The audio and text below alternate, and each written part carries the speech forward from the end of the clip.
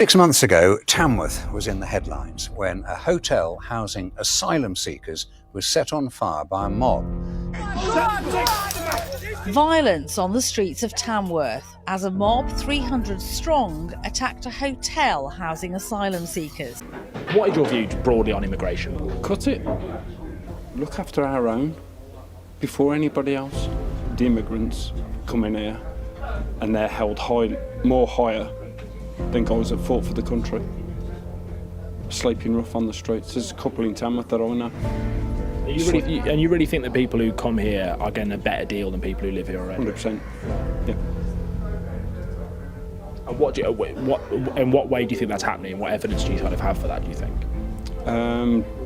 Just by what the government have turned around and said. They get food, they get housing allowance, you name it. Wayne speaks for, I think, quite a few people said what Wayne said, which is, and Wayne sort of sums up a view we found in the town, which is, on the one hand, absolutely appalled by the violence, to the point where he called them, I won't use the language, but pretty colourful language whenever he talked about them, idiots being the operative word, Right. Proceeded off of my other words, jumping on the bandwagon, did everything he could to try and stop the rioters getting in, to the point where he was next to riot police being pelted with rocks. On the other hand, his view more broadly is that he believes that the town has been used to house asylum seekers and shouldn't be.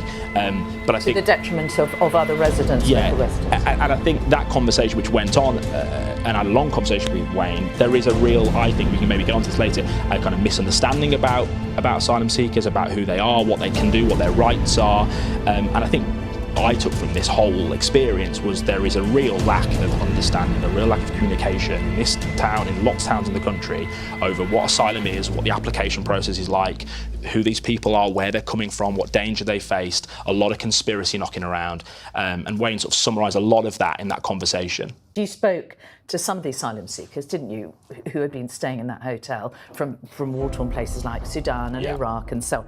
What did they tell you? They were absolutely traumatised by what they went through. No, they are no longer in Tamworth, they are living somewhere else. We went and met 3 of them, we spoke to them. We did not reveal their identities for obvious reasons, but they, in their words, have sort of fled danger and war in their own countries to come to Britain for safety, and often they come to Britain, they told us, because they believe Britain to be the most tolerant, accepting country that they could arrive at in Europe. Often that's the language also they speak, and so Britain they felt would be a place that would welcome them. The level of hostility they faced was, they could never ever have imagined it, and they believed that night they were going to be attacked, and some believed they were going to die. Let's talk to Lee Bates. He's the Chief Executive of Community Together in Tamworth. Lee Bates is the Chief Operating Officer of community interest company Community Together Tamworth. Let's talk now to Lee Bates, Chief Operating Officer of Community Together in Tamworth.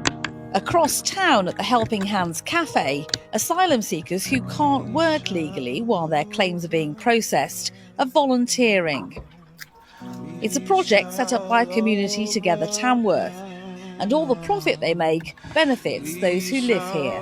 The community in Tamworth has won an award for the work it's done in bringing people together following the riots in the town last summer. Community Together, CIC, won the Chamber of Commerce Impact Award for a Stop Misinformation campaign and helping asylum seekers to integrate through volunteering schemes. People who have been very vocal about the hotel have condemned the actions. Lee Bates runs a charity supporting the asylum population here and says myth and rumour have made them an easy target. We're in a cost of living crisis and people are struggling. The concern is if they're in a hotel, they're being looked after, etc. And the reality is quite different. You know, there's 3 people to a room, you know, they're not having access to bar facilities or, you know, any of those luxuries. They haven't been allowed to work and, you know, they get £8.40 a week from the government. So I think the perception's different to the reality.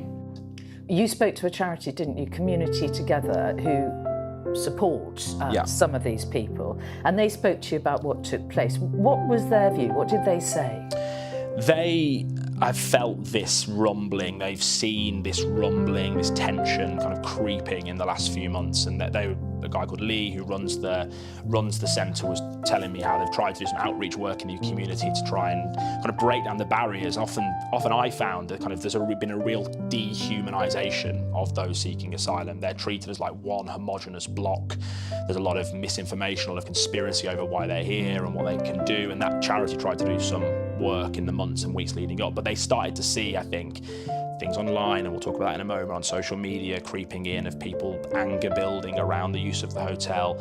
And they felt, and Lee, who runs the charity, feels that there is a view in the town that this group of people are in the hotel that Tamworth had before, and they are getting a pretty good life. They're in a hotel, they're getting 3 meals a day, being paid for by the government, and he was saying that is far from the truth. It's not a hotel as people imagine. It's often 3 or 4 to a room. They get £8 a week. They can't work. The food they get often is not great, and they have no choice over it. They can't leave Tamworth. They've been placed there by the government. But there's this perception that this group of people are getting something while people in the community and across the living crisis are really, really struggling. And that friction had been allowed to build up over the last few months.